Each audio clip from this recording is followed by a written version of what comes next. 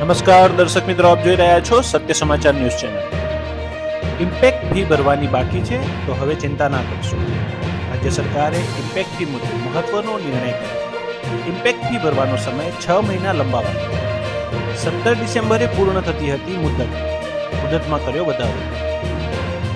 ભાજપના ધારાસભ્ય રામદુલાર ગૌનેત્રી બલાત્કાર કેસમાં 25 વર્ષની સજા, 10 લાખનો દંડ. 2014માં સગીરા સાથે બળાત્કારના કેસમાં કોર્ટે મોટો ચુકાદો આપ્યો. રાજકોટ માર્કેટિંગ યાર્ડનો ખેડૂતો માટે નિર્ણય.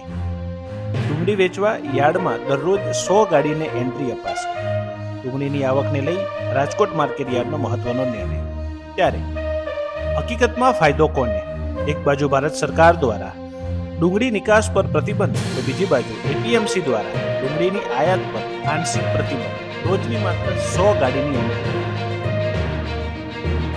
દૂધ ઉત્પાદન ક્ષેત્રે વાઇબ્રન્ટ ગુજરાત. દૈનિક 36 લાખ દૂધ ઉત્પાદકોને 200 કરોડની ચૂકવણી. આણંદના પ્રગતિશીલ ખેડૂતની 12 ગાયોના દૂધની દર મહિને 1.5 લાખની આવક. કૌશલ્યવાન Gujarat.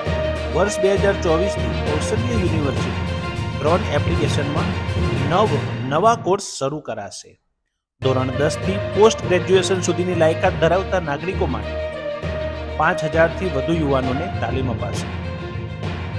Precision agriculture, aerial mapping, forest અને ઇન્ફ્રાસ્ટ્રક્ચર મોનિટરિંગ જેવા અદ્યતન કોર્સમાં તાલીમ મળશે.